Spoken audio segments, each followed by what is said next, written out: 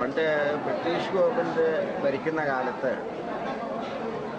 മാത്തൂർ കുറുപ്പത്ത് തറവാട്ടിലെ ഒരു കാരണവർ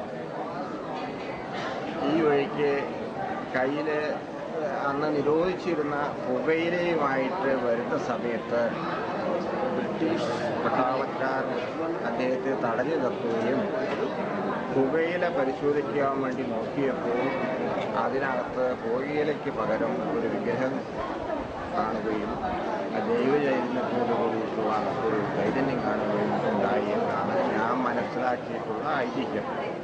അങ്ങനെ ആണ് ഈ വിഗ്രഹം ഇവിടെ പൂർവികമായി പ്രതിഷ്ഠ ചെയ്ത് അനുഷ്ഠാനങ്ങൾ നടത്തി വരുന്നത്. ഈ ക്ഷേത്രത്തെപ്പറ്റി പറയുകയാണെങ്കിൽ എൻ്റെ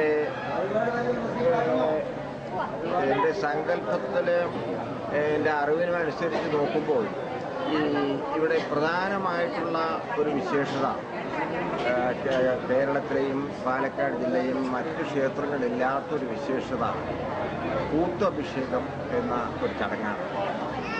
ഈ കൂത്തഭിഷേകത്തിനുള്ള ചടങ്ങിന് ആവശ്യമായ തോൽപ്പാവകൾ മാത്തൂർ കുറുപ്പത്ത് തറവാട്ടിലാണ് അനേക വർഷങ്ങളായി സൂക്ഷിച്ചു വെച്ചിട്ടുള്ളത്.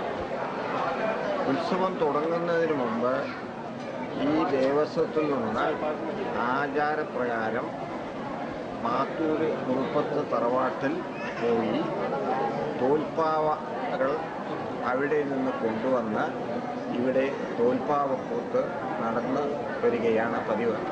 വർഷങ്ങളോളം മുമ്പ് നടന്നു വരുന്ന ആ ചടങ്ങ് ഇന്നും തുടങ്ങാതെ ഇവിടെ നടന്നു വരുന്നു എന്നുള്ളത് ഒരു സവിശേഷതയാണ്. ഈ തോൽപ്പാവക്കൂത്ത് സമീപകാലത്ത് നടത്തി വരുന്നത് ശ്രീ അണ്ണാമല പുലവരാണെന്നാണ് ഞാൻ മനസ്സിലാക്കിയിട്ടുള്ളത്. ഏതായാലും പുലവർ എന്നുള്ള ഒരു സമുദായക്കാരാണ് ഈ കൂത്ത്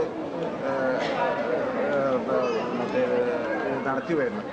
അത് ഈ പാവ കൊണ്ടുള്ള കൂത്താണ്. അതായത് നമ്മൾ ഈ ഷാഡോ പ്ലേ എന്ന് പറയുന്ന തരത്തിലുള്ള കൂത്താണ്.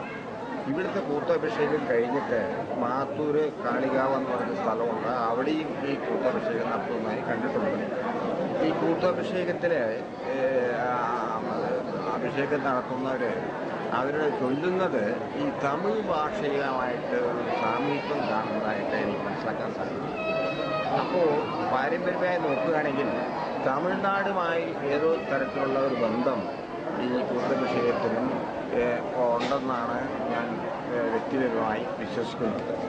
ഏതായാലും വളരെ പഴക്കം ചെന്ന ഈ ക്ഷേത്രം പട്ടാമ്പിയിലാണ് സ്ഥിതി ചെയ്യുന്നത്. ഇതിൽ നിന്ന് വളരെ അകലെയാണ് മാത്തൂർ എന്ന